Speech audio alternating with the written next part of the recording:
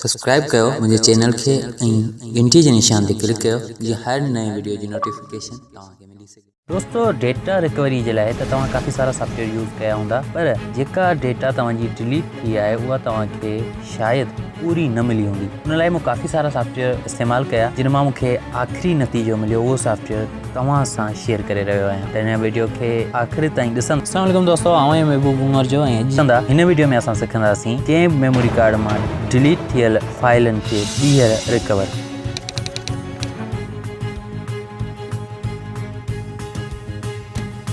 सब खां पहिरीं तव्हांखे हिकु सॉफ्टवेयर जी ज़रूरत पवंदी जंहिंजो नालो आहे कार्ड रिकवरी। हीअ सॉफ्टवेयर तव्हां फ्री में डाउनलोड करे सघो था। गूगल ते सर्च कयो कार्ड रिकवरी या वरी तव्हांखे फर्स्ट कमेंट ते हिन जो लिंक मिली वेंदो। पहिरीं हिन जे सीरियल की जेकी आहे उनखे कॉपी करे वठो, कंट्रोल सी दबाइण खां पोइ कंट्रोल चयो या कंट्रोल चयो तव्हांजी मर्ज़ी, ऐं उनखे कंट्रोल चवंदा आहिनि। ओके, सेटअप खे रन कयो, नेक्स्ट, यस नेक्स्ट। ओके, तमामु नंढिड़ो सॉफ्टवेयर आहे, हीउ थी वियो आहे।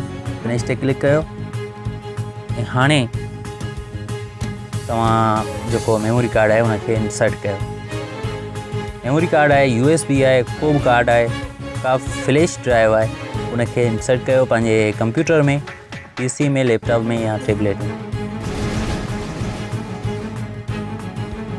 ओके, तव्हांखे सभ खां पहिरीं शो करायां त हिन में कहिड़ी कहिड़ी डेटा पयल आहे। हिन में 3 फाइल पयल आहिनि, हिकिड़ो ऑडियो आहे, हिकिड़ो फोटो आहे ऐं हिकिड़ो वीडियो आहे। इन टिनी खे आउं पहिरीं डिलीट कंदुसि या वरी डायरेक्ट कार्ड खे फॉर्मेट कंदुसि। फॉर्मेट थो कयां हिनखे।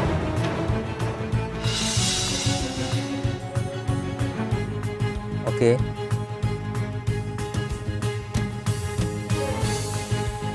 ही फॉर्मेट थी चुको आहे कंप्लीट। हाणे असां ईंदासीं कार्ड रिकवरी सॉफ्टवेयर ते।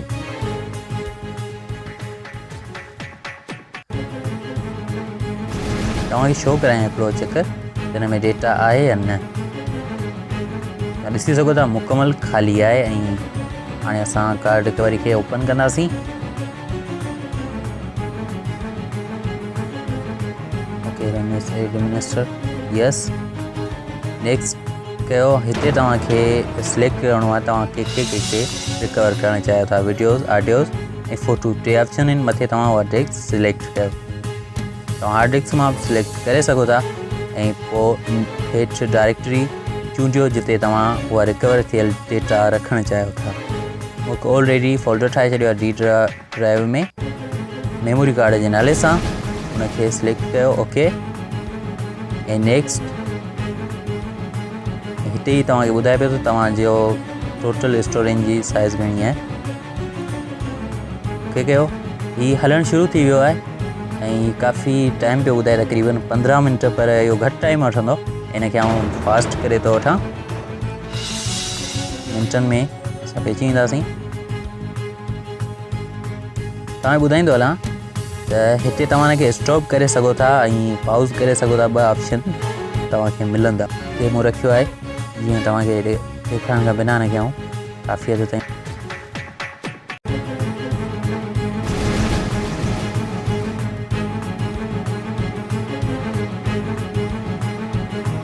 हिते मूं स्टॉप कयो हुनखे। रिव्यू ते जीअं तव्हां क्लिक कंदव तव्हांजे साम्हूं सभु फ़ोटोज़ वग़ैरह, वीडियो वग़ैरह सभु अची वेंदा। नेक्स्ट ते तव्हां क्लिक कयो।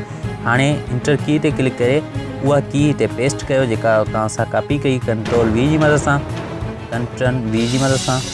Okay next.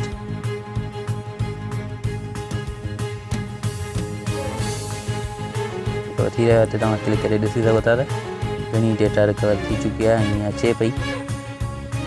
ओपन फोल्डर ते तव्हां क्लिक कयो।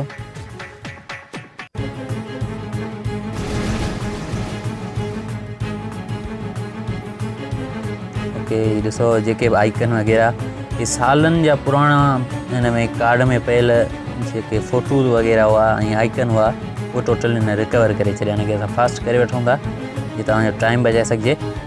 Open recovered files and files folder, हिन ते तव्हां क्लिक करे डायरेक्ट पहुची सघो था उते। बहरहाल फ़िलहाल हिनखे क्लोज़ था कयूं जेसिताईं कंप्लीट थिए। ऑडियो बची विया। पर आया फ़ोटो पिया आहिनि, प्राइवेसी नाले जी का चीज़ हूंदी। ओके, काफ़ी सारा फ़ोटो जेके 4 दफ़ा फॉर्मेट थी चुको आहे कार्ड, उहा डेटा बि रिकवर करे पियो, जेको हर सॉफ्टवेयर न आहे कंदो। काफ़ी सारा रिकवरी वारा सॉफ्टवेयर तव्हांखे मिलंदा, फिल्मोरा जो आहे, मशहूरु आहे, ऐं ॿिया काफ़ी सारा आहिनि, पर हिन वांगुरु कमु कोन था कनि। हिकिड़ो कमांड सां कंदा आहिनि, उहो बि हिन वांगुरु कमु कोन कंदो आहे।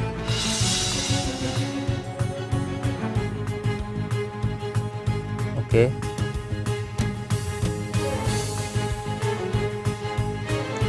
अञा ताईं कंप्लीट कोन थियो आहे, फिलहाल हाणे कंप्लीट थियण वारो ई आहे ऐं ख़्याल में। ओके दोस्तो, हीअ कंप्लीट थियण वारो ई आहे ऐं तक़रीबन कंप्लीट थी चुको ई आहे। बसि हाणे कुझु सेकंडनि जी ज़रूरत आहे।